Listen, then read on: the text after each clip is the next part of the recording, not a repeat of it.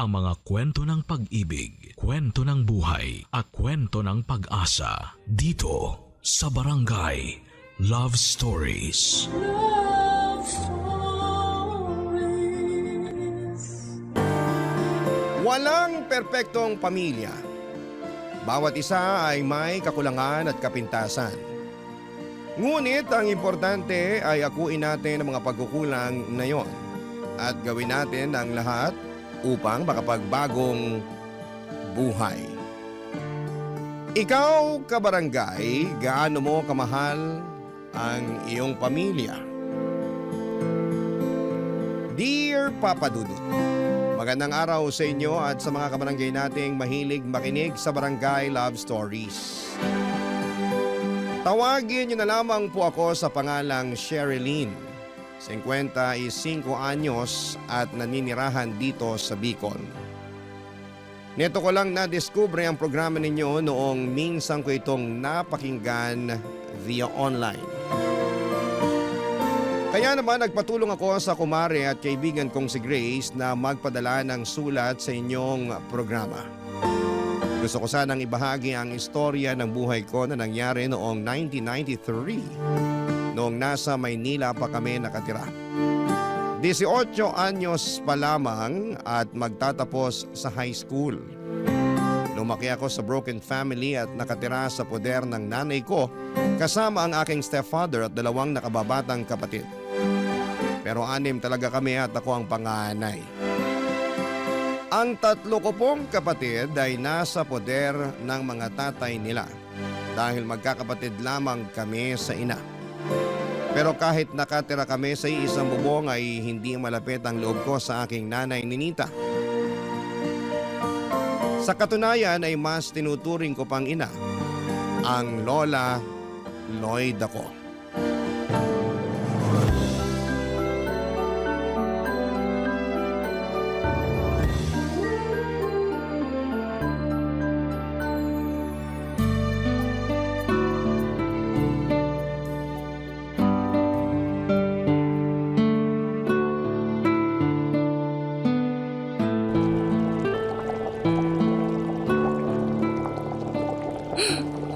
Bango naman ng tinolang manok.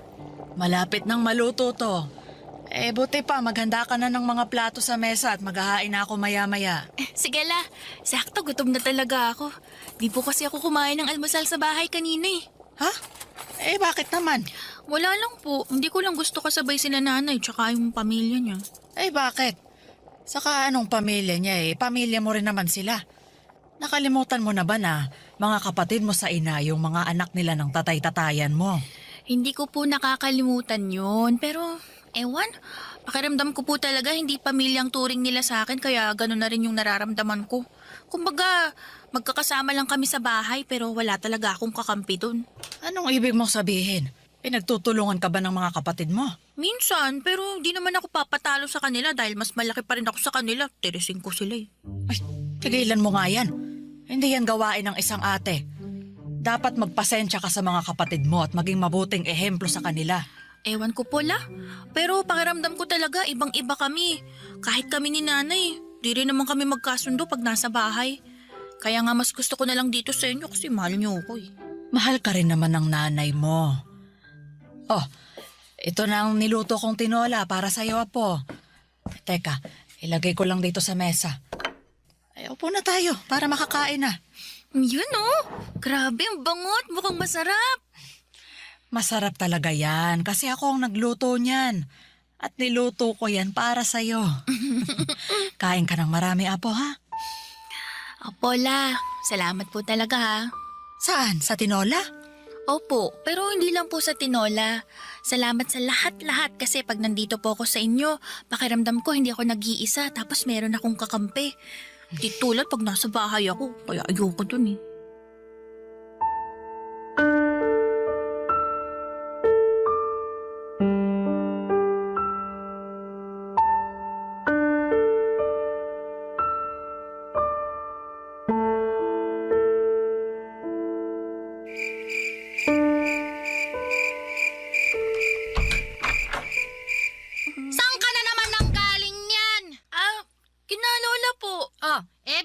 naisipan mo pang umuwi? Akala ko kasi doon ka na naman matutulog kagaya ng palagi mong ginagawa. Mahiya-hiya ka naman, Sherilyn. Nakikisiksik ka pa doon sa lola mo kita mong doon umuwi ang mga tiyo mo paggabi. May bahay ka naman dito sa atin pero punta ka pa rin ng punta doon.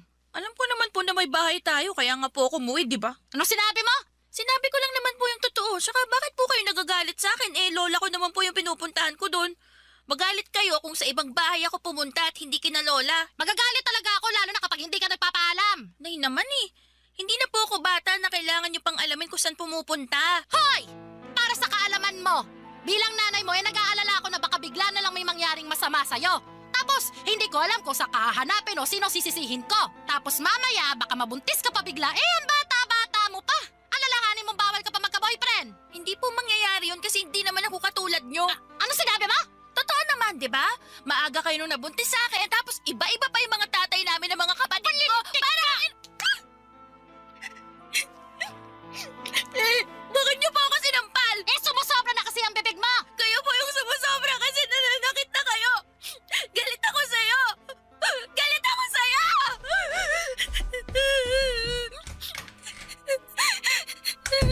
Sherilyn! Sherilyn! Lumabas ka na sa kwarto mo! Hindi ko kayo tapos mag-usap! Hoy, balik ka! Hoy, lumabas ka dyan! Lumabas!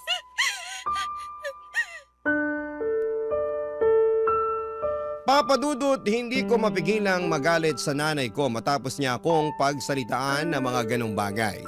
Pakiramdam ko ay nagmamalinis siya samantalang siya nga ang gumawa ng bagay na kinakatakutan niyang mangyari sa akin katulad ng pagkabuntis ng maaga.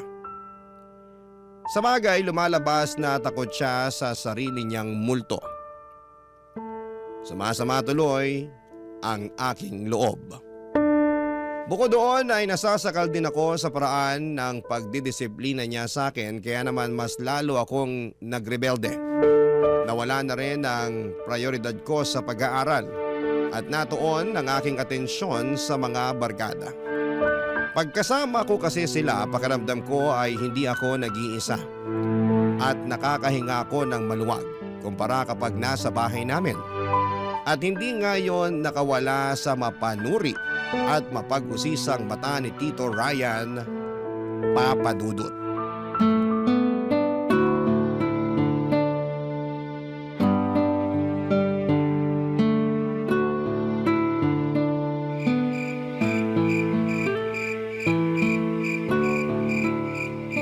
Sige na, Drew, umalis ka na.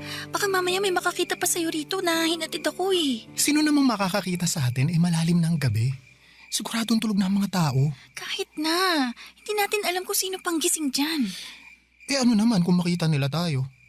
Boyfriend mo naman ako. Ha? Sino naman may sabi sa'yo niyan? Ako lang. Naisip ko lang naman kasi nililigawan kita, di ba? Oo nga, pero hindi pa naman kita sinasagot Huh? Di pa ba? Oo, hindi pa. Kaya hindi pa tayo magsyota. Kailan mo ba ako planong sagutin kasi? Tagal naman. Ikaw naman, masyado kang mainipin Pero alam mo, matagal ko na rin talagang pinag-iisipan na sagutin ka.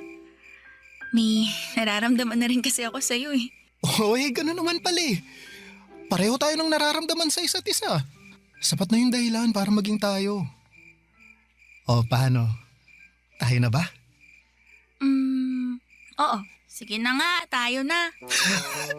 Yes! Kami na! Kami na ni Sherilyn! Ano ba naman? Kasasabi ko lang na huwag kang maingay, di ba? Pasensya na. Di ko lang napigilan kasi sobrang saya ko Ipigilan mo muna kasi baka pag may nakarinig, lagot tayo. Buti pa, umuwi ka na sa inyo. Papasok na ako sa amin kasi baka magising si nanay tapos hanapin pa ako, lagot ako dun. Sige, pero pwede bang balik muna sa pisngi? Ha? Sige na, balik na ako. Isa lang, sige na. Sige na nga, pero isa lang Pagkatapos nito, papasok na ako sa loob ng bahay. Oo, isa lang.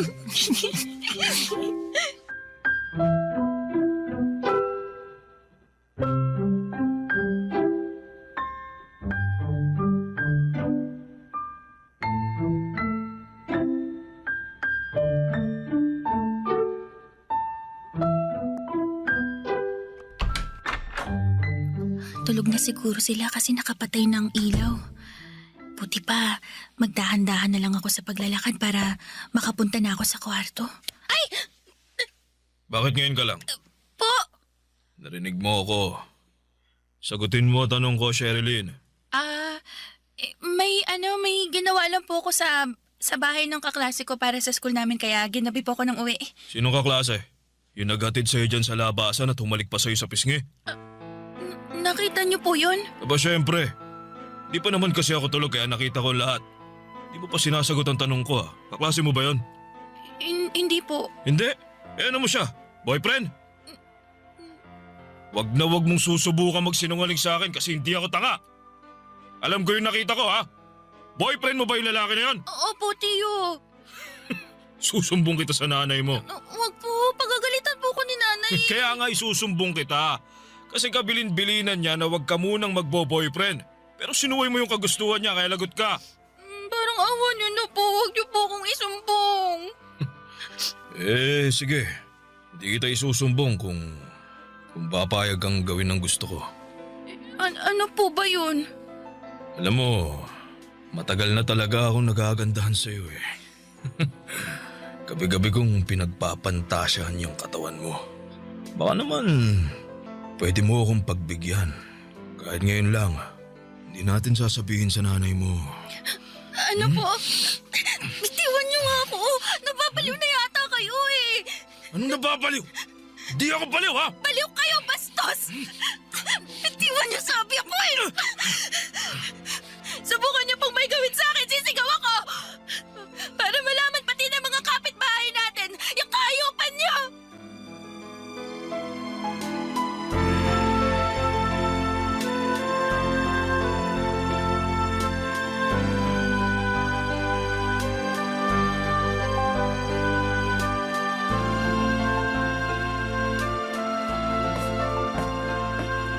O, tamang-tama! Kasi kanina pa kita inaantay na magising. Bakit po? Nagtanong ka pa talaga! Eh, sinumbong ka lang naman sa akin ang Tio Ryan mo na nakita ka raw niya kagabi na hinatid ng boyfriend mo dyan sa tapat ng bahay natin. Hinalikan ka pa nga raw niya sa pisngi. Totoo ba yan, ha? Sagutin mo yung tanong ko! Totoo bang boyfriend mo yan, ha? Opo. Anak ka ng...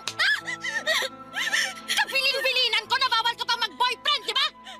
Ano naman po bang pakialam niyo kung magka-boyfriend na ako? Matanda na ako. Wala ka pang alam sa mundo! Kayo po yata yung walang alam lalo na sa nangyayari sa bahay Ano natin. ibig mong sabihin, ha? Para sa kaalaman niyo. Pinagtangkaan lang naman akong gahasain ni Tio Ryan. Kapalit ng hindi raw niya pagsusumbong sa inyo. O tapos, ngayon sinisiraan mo ng tiyo mo kasi sinumbong ka sa akin?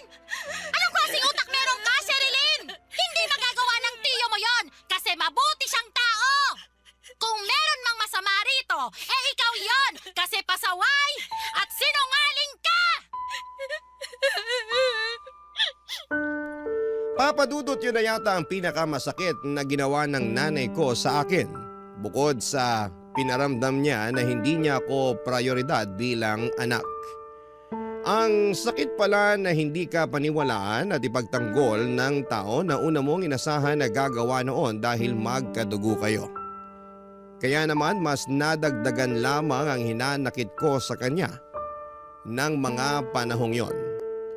At bunga na rin ang takot ko sa stepfather ko na baka ulitin niya pa ang pagtatangka sa akin ay nagdesisyon akong gawin ang isang bagay na matagal ko nang pinag-iisipan na gawin. At yun nga ay ang lumayas sa pamamahay namin.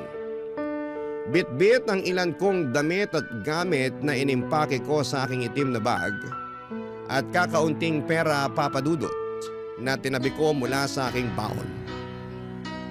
Ay nakapag-desisyon na akong umalis sa aming bahay noong sumunod na araw para makalaya ako sa pagdurusa at makalaya ako sa hinanakit na dulot ng pamilyang aking kinagisnan. Oras na para isipin ko naman ang ikagaganda ng buhay ko. Barangay Love Stories. Barangay Love Stories. Papadudot nakituloy ako sa bahay ng boyfriend kong si Drew at sakto lang ang laki ng tinitirhan nila at kasama niya roon ang mga magulang niya at 3 nakatatandang kapatid na babae. Mabait naman sa akin si Drew at tinanggap naman ako ng kanyang pamilya noong nakiusap siyang makikitira ko doon. Pero sa una lang pala yon at puro lamang sila pakitang tao. Tumira kami doon ng 2 buwan at hindi nagtagal ay lumabas din ang tunay nilang kulay lalo na noong nabuntis ako ni Drew. Sa katunayan ay hindi nila tinago sa akin ang pagkaayaw nila na nakikisiksik ako sa pamamahay nila. Nalaman ko rin ang totoo na dismayado sa akin ang nanay niya dahil nag-aaral pa nga kami ng mga panahong yon. Tapos ay magkakaanak na. Hindi rin naman ako may pagtanggol ni Drew dahil mas kampi pa siya sa kanyang pamilya. Kaya noong naramdaman kong wala na akong puwang sa pamamahay nila, ay muli akong nag-alsa balutan at umuwi sa lola ko. Tinanggap niya ako sa poder niya at namasukan naman ako bilang trimmer sa isang patahian para makaipon ng pera. Hindi nagtagal ay nagsilang ako ng isang malusog na sanggol na babae.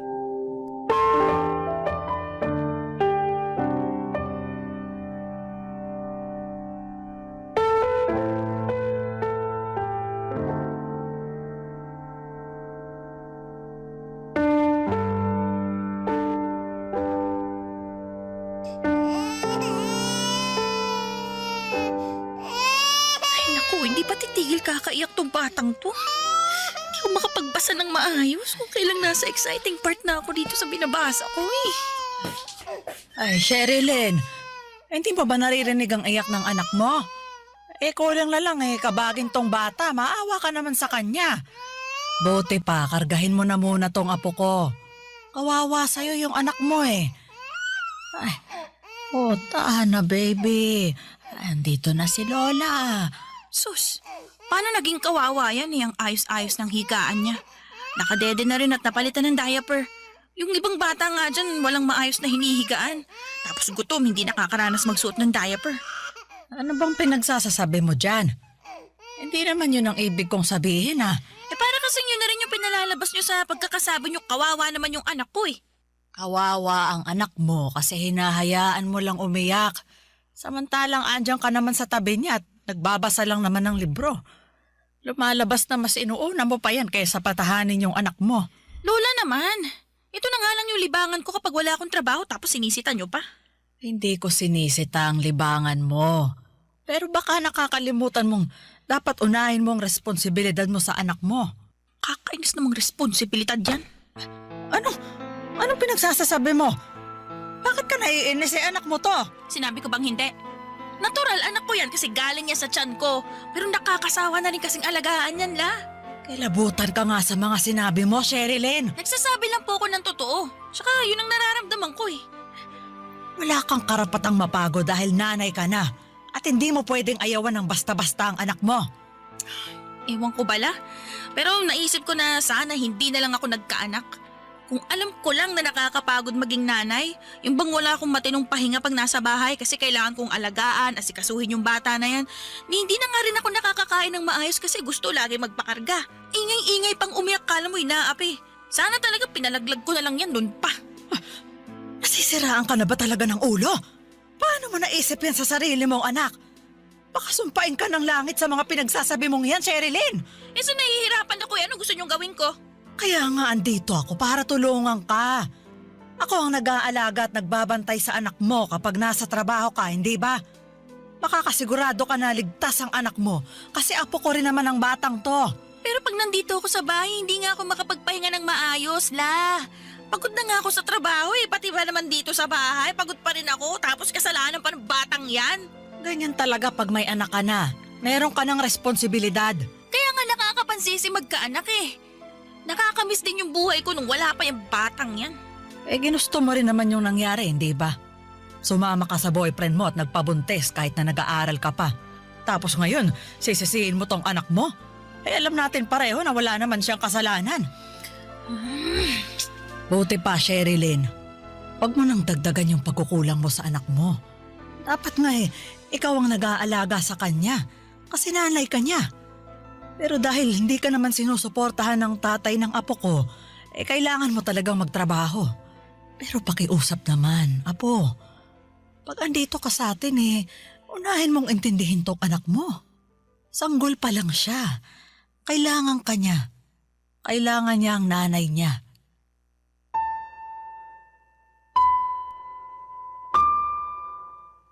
Papa Dudut, mahal ko naman ang aking anak at masaya ako noong sinilang ko siya.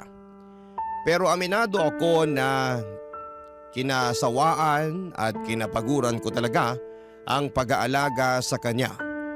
Bukod doon ay mas naging abala ko sa pagtatrabaho kaya naman si Lola na ang nag-alaga sa kanya. Sa katunayan, kapag nasa trabaho ako ay pakiramdam ko ay malaya ako sa mga responsibilidad ng pagiging nanay. Tapos nung nagkaroon na ulit ako ng mga kaibigan sa aking pinagtatrabahuhan, pakiramdam ko ay bumalik sa akin ang kabataan ko na maagang inagaw ng pagiging nanay. Kumbaga ay bigla akong nasabik gawin ng mga bagay na ginagawa ko noong dalaga pa ako. Kaya nga kahit na nakokonsensya dahil dapat inaalagaan ko ang anak ko, lalo na kapag wala akong pasok ay mas nanaig pa rin sa akin ang impluwensya ng mga katrabaho ko ng mga panahong yon, Papa Dudut.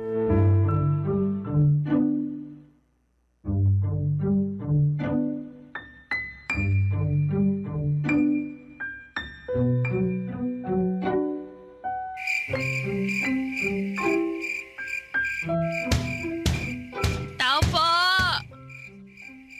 Tao po! Papasukin niyo ako! Tama naman tong bahay na kinatok ko, diba? Lola! La! Lola Loida! Ay, Santissima Sherilyn! Bakit ka sumisigaw dyan? Ang ingay-ingay mo! May maingay bang tahimik? Kaya nga, lasing ka ba? Naku, hindi. Di po. Anong hindi? Amoy alak ka. Nakainom lang po. Pero konti lang naman. Nagyaya kasi yung katrabaho ko kasi birthday ng anak niya. Ayun, inimbitahan kami sa kanila para kumain. Tapos may paalak. Buti pa, pasok na po ako. Lamok dito sa labas eh. Sherilyn! Ano bang ginagawa mong bata ka? Halika, alalayan na kitang tumayo. Pasensya na po natisod lang. Umikot kasi yung paningin ko eh. Yan ba ang nakainom lang? Halos hindi ka na nga makalakad ng diretso. Wala naman eh. Huwag niyo na po ako sermonan. Umipintig na nga yung ulo ko sa sakit tapos dami niya pa sinasabi dyan. Ay, marami talaga akong sasabihin. Kasi hindi gawain ng matinong nanay ang ganyan. Halika na, pumasok ka na, tumupo ka muna dyan sa bangko. Kukuha muna kita ng tubig na maiinom. Sige po, La. Nay, napatulog ko na po yung anak ni Sherilyn. Wala pa ba siya? Anong wala pa? Ay ano, lasing na lasing nga. Nay, ano pong ginagawa niyo rito kay na Lola? Tinalo ko lang ang nanay ko. Eh ikaw, bakit lasing ka? Tsaka anong oras na Uwi ba yan ng isang matinong nanay? Baka nakakalimutan mong may anak ka naghihintay dito. Pwede ba? Huwag niyo na po ako sermonan. Sakit-sakit na ng ulo ko eh. Oh, itong tubig, Sherilyn. Kunin mo, inumin mo na. Salamat po, La. Grabe, tabang naman ito. Mas masarap pa yung alak eh. Bakit ka ba nagkakaganyan? Anong bakit ako nagkakaganto na? Ayos naman ako Hindi ka ayos kasi nakuha mo mag-inom at magpakalasing samantalang may anak ka na naghihintay sa'yo rito sa bahay. Parang ngayon na nga lang naman ako uminom Kung makapagsalita kayo dyan, kala nyo talaga lasinggera ako. Pero sabi ng lola mo, palagi mo raw pinababayaan yung anak mo. Pag andito ka sa bahay hindi mo maaalagaan dahil abala ka sa ibang bagay. Tama ba yon? Hindi yun gawain ng mabuting ina. Ano po bang alam nyo sa pagiging mabuting ina? Hindi nga kayo naging ganun sa akin tsaka sa iba kong mga kapatid Anong sinabi mo? Sherilyn, huwag mo kang sagutin ng ganyan ng nanay mo. Hindi, sasagutin ko siya kasi masyado siya nagmamalinis eh. Kung makapagsalita siya, nakala mo ako yung pinakamasamang nanay sa mundo. Bah, matuto muna kaya siyang manalamin. Tinan niya muna yung sarili niya para makita niya kung gaano siya karumi. Sumusobra ka na talaga sa mga pinagsasabi mo sa akin, ha? Bakit? Nasasaktan ka kasi totoo? Bago kasi kayo magsalita ng masasakit sa akin, sana isipin niyo muna na kayo nga hindi nga rin naging matinong nanay sa amin. Tsaka baka nakakalimutan niyo na kasalanan niyo kung bakit ako umalis sa bahay nun. Kasalanan niyo! Ano kasalanan ko? Paano ko naging kasalanan yon, ha? Kasi hindi kayo naniwala sa akin nung nagsumbong ako tungkol sa kabastusan nung kinakasama niyo. Ako pa yung pinalabas niyong sinungaling. Totoo ba yung sinabi mo, Sherilyn? Opo! Yun talagang rason kung bakit ako lumayas nun kina nanay. Bakit hindi ka rito pumunta para nakapagsumbong ka sa akin? Bakit sumama ka sa boyfriend mo? Kasi siya lang naman yung kakampi ko noong mga panahong yun eh. Hindi ko rin alam kung paniniwalaan niyo ako pag nagsumbong ako sa inyo. Sarili ko ngang nanay, sinabihan akong sinungaling eh. Kayo pa kaya? Kaya sinong pupuntahan ko? Di nag-iisang pwede kong takbuhan.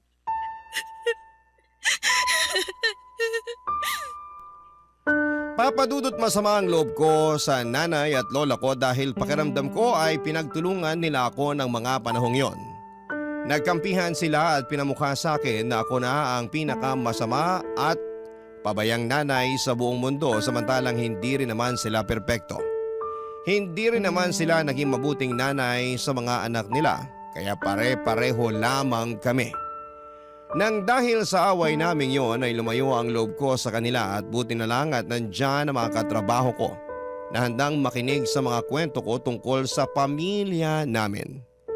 Isa nga sa kanila ay sinulsulan ako na lumayas na raw sa amin at sumama na lamang kay Samuel. Katrabaho rin namin at kursonada ako. Papadudot, hindi nagtagal ay nagdesisyon ako makipagtanan sa kanya at iwanan ng lola ko at ang aking anak. Papadudot. Barangay Love Stories. Barangay Love Stories. Papadudot mula Maynila ay inuwi ako ni Samuel sa Bicol dahil doon nakatira ang kanyang pamilya. Bale nangungupahan lang siya sa Maynila at nakipagsapalaran lamang doon. Noong nakipagtanan ako sa kanya ay nagdesisyon siyang umuwi sa probinsya nila upang doon maghanap ng trabaho. Nakapasok siya bilang kargador sa palengke habang ako ay nakatira sa bahay ng mga magulang niya. Aminado ako na mayroong agam-agam sa puso ko na muling makisama sa pamilya ni Samuel dahil ayoko nang maulit ang pinagdaanan ko noon sa pamilya ni Drew. Pero napagtanto ko na wala namang perpektong pamilya at dahil ako ang dayo ay kailangan ko talagang makisama. Kaya naman yun ang ginawa ko, Papadudot. At masasabi ko na sa unang isang buwan ng pananatili ko kina Samuel ay nakasundo ko ng gusto ang pamilya niya. Mabilis na lumipas ang ilang taon at nagkaanak kami ni Samuel ng 5 at nakapagtayo na rin kami ng maliit na bahay malapit sa tinitirhan ng magulang niya. Taong 2005 nang lumuwas kami ng kinakasama ko sa Maynila dahil kinakailangan naming i-confine sa ospital doon ang bunso naming may sakit sa puso. Kaya lang, bigla ko namang dong nakita si Lola Papadudot.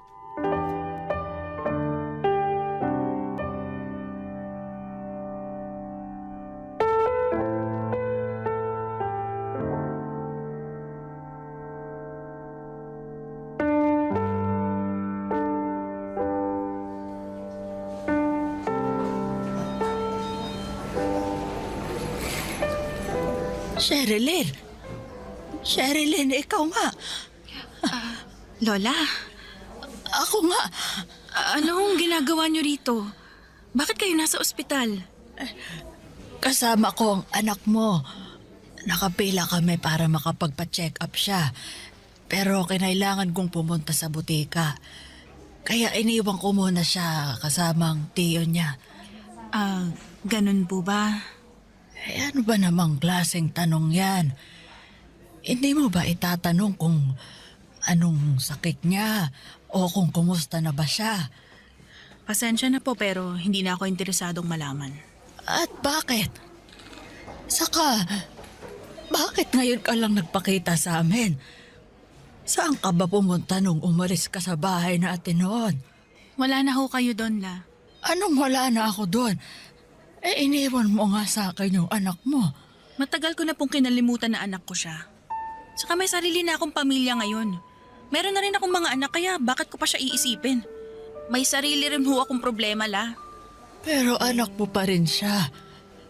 At kahit na pagbalik-baliktarin mo ang mundo, hindi mo na mababago ang bagay na yon. Anong klaseng nanay ka kung di minsan hindi sumagi dyan sa isip mo kung kumusta na yung anak na iniwan mo sa akin? Ganyan na ba talaga katigas ang puso mo? Matigas na akong matigas pero hindi po ba kayo nakikinig? Matagal ko nang kinalimutan yung anak kong yan. Hindi na ako nanay niyan. Hindi pa ako handang maging nanay sa kanya noon kaya hindi niyo ako masisisi kung inuna ko yung sarili ko. Tapos ngayon, ano? Handa ka nang maging nanay sa iba mong anak? Oo, ganun na nga. Hindi mo ba naisip kung ano na lang ang mararamdaman ng anak mo pag nalaman niya yung mga pinagsasasabi mo? Sigurado ako na masasaktan siya ng husto. Wala na nga ho akong pakialam kahit masaktan siya o kung ano pang isipin niya. Basta ang mahalaga sa akin ngayon ay mga anak ko sa kinakasama ko. Sa kanila ako magpapakananay at hindi sa batang yon. Sa inyo na lang siya, total, mas malapit naman kayo sa isa't isa. Natatandaan ko na tumatahan siya pag karga-karga niyo pero kung ako yung bumubuhat sa kanya kung todo iyak siya. Kakauburido. Wala ka kasing tiyaga, saka iyakin naman talaga ang mga bata. Huwag mong sabihin hindi. May mga anak ka na rin naman, hindi ba? Basta. Kahit ano pang sabihin nyo, ayoko sa batang yan. Matagal ko na siyang kinalimutan. Naisip ko pa nga na sana hindi ko na lang siya pinanganak nun. Hindi na ako interesado na malaman ng tungkol sa kanya kasi hindi na ako ang nanay niya. Kaya wala na akong pakialam sa kanya. Mag-ingat ka sa mga sinasabi mong yan. Dahil baka karmahin ka dahil sa pagpapabaya mo sa anak mo. Kung kakarmahin ako, sana karmahin din kayo ni nanay dahil hindi rin naman kayo mga mabuting magulang. Anong sinabi mo? Kasalanan niyo kung bakit napaniwara ang buhay ni nanay. Kasi hindi niyo naman siya pinalaki ng maayos. Tapos, kasalanan ni nanay kung bakit nasira ang buhay ko. Trinato niya rin ako na para bang wala akong halaga sa kanya. At ni minsan hindi ko naramdaman yung pagmamahal niya bilang isang ina. Alam niyo, wala nang kwenta tong pinag-uusapan natin eh. Diyan na nga kayo. Sandali! Saan ka pupunta? Sa anak ko nga. Sigurado hinahanap na ako nun. Teka lang. Sherilyn, huwag ka munang umalis. Naku La, pasensya na. Kailangan ko na umalis. Sana po hindi na ulit tayo magkita. Papadudot, hindi lubusan ang aking kasiyahan ang makita ko si Lola sa ospital na pinagdalhan niya sa anak na iniwan ko sa kanya noong araw. Di tulad ko na kinalimutan na ang responsibilidad sa aking panganay. Pinilit pa rin ako ni Lola na magpakananay sa aking anak, bagay na hindi ko sinangayunan. Para sa akin ay bahagi na lamang ng nakaraan ko ang batang iniwan ko sa kanya at gusto ko na lamang magpatuloy sa buhay na hindi siya kasama. Kaya lang ay pinarusahan yata ako ng langit sa pag-abandon ako sa aking anak dahil inabot ng kamalasan ng pamumuhay at pagsasama namin ni Samuel. Una nga doon ay namatay ang aming bunso na naging dahilan upang magkalamat ang relasyon namin ng kinakasama ko. Pangalawa ay natuto siyang mambabay at nalulong sa bisyo kaya kinailangan ko magtrabaho upang buhayin ang 4 pa naming mga anak. Mabilis na lumipas ang ilan pang taon. Lalong humirap ang buhay namin. Namatay na rin si Samuel noong pandemic at nagsilakihan na rin naman ang mga anak namin pero tila ba wala silang pakialam sa akin. Doon ko nga biglang naalala yung anak na iniwan ko kay Lola, Papa Dudut.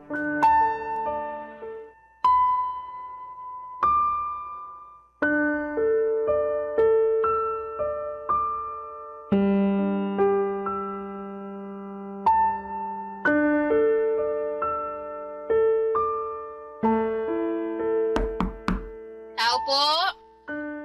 Tao po? Sino yan? Sino ka, Neng? Ako po si Cecil. Sinabi sa akin na dito raw po nakatira si Sherilyn. Hinahanap ko po siya. Ha? Bakit mo naman hinahanap? May importante po kasi akong sasabihin sa kanya. Oh, ako si Sherilyn. Ano ba sasabihin mo?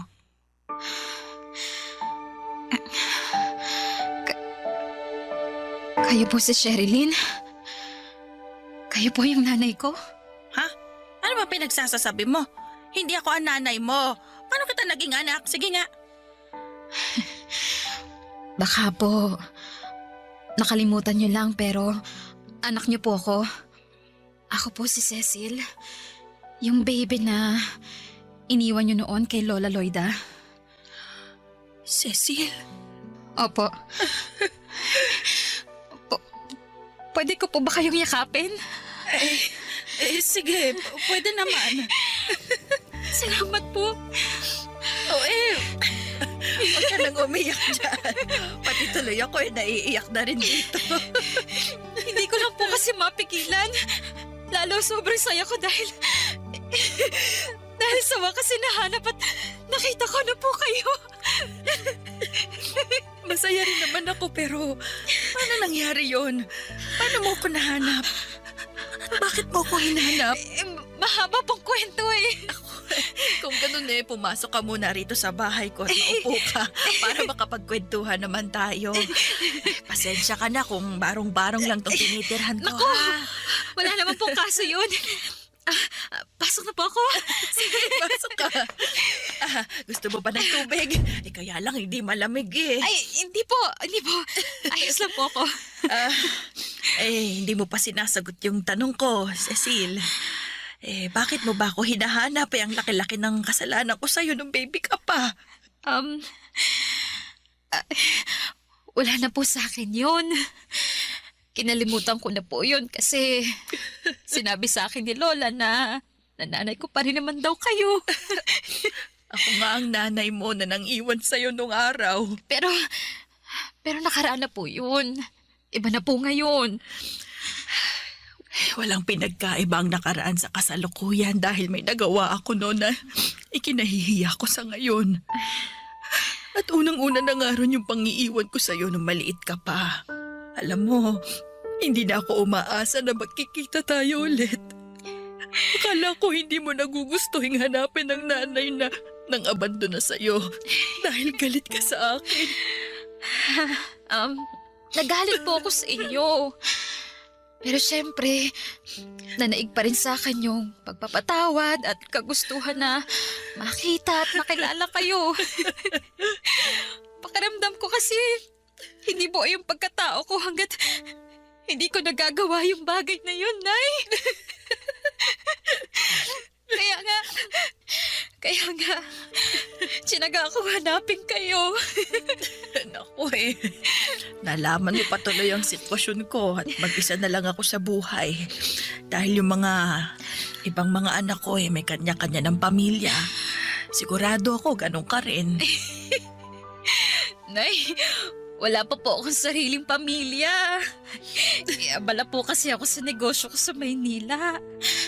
Kaya nga po, kung gusto nyo, pwede ko kayong isama. Tumira na kayo sa bahay ko para magkasama na po tayo. Kahit namang gustuhin ko hindi ko naman maiiwan tong lugar na to. Dito na ako tumira at tumanda. Hindi na ako mabubuhay sa Maynila. At saka, ayos lang naman ako rito. Kaya ko ang sarili ko. Ayaw niyo po ba akong makasama? Gusto.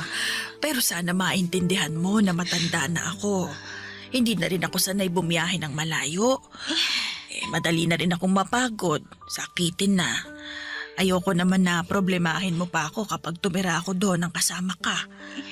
Ang gusto ko, mabuhay ka na hindi mo na ako iniisip. Kasi nakaya mo nga noon na mabuhay na wala ka sa piling ko. Ayos lang ako rito. Kaya ko ang sarili ko. Masaya naman ako kahit mag-isa na lamang na namumuhay dito. Papa Dudut, hindi totoo na masaya ako na mag-isa lamang ako. Hindi rin totoo na ayos lamang ako. Na kaya kong mabuhay na hindi nakikita o nakakasama ang mga anak ko. Oo, nagpanggap lamang ako sa harapan ni Cecil dahil nahihiya ako na makita niya akong malungkot at miserable. Ang totoo ay hindi ko pa rin kayang harapin magpahanggang ngayon ang anak ko na iniwan ko noon sa lola ko dahil kinakain pa rin ako ng matinding kahihiyan at konsensya sa ginawa ko sa kanya. Pero sadyang mabait at mabuti ang pagpapalaki sa kanya ng lola ko dahil nangako sa akin si Cecil na dadalaw-dalawin na lamang niya ako rito sa Bicol at tutulungan pa rin ako kahit papaano. Hinayaan ko na lamang siya na gawin ang kagustuhan niya kahit nalabag yon sa kalooban ko. Alam ko na marami sa mga kabarangay natin ang magsasabi na ako na nga yata ang pinakamaarte sa lahat. Dahil ako na nga ang tinutulungan ng anak ko ay nag-iinarte pa ako. Pero hindi niyo po ako masisisi kasi pakiramdam ko ay hindi ako karapat-dapat na ituring at tawagin niyang nanay. At nagsisisi ako sa mga nagawa ko sa anak ko na hindi dapat tularan ng mga kabarangay nating nakikinig sa ating kwento. Hanggang dito na lamang po ang sulat ko, Papa Dudut. Maraming salamat sakaling mapili po ninyong i-ere ang aking kwento sa inyong programa. God bless sa inyo and more power. Ang inyong forever, kapuso at kabarangay, Sherilyn.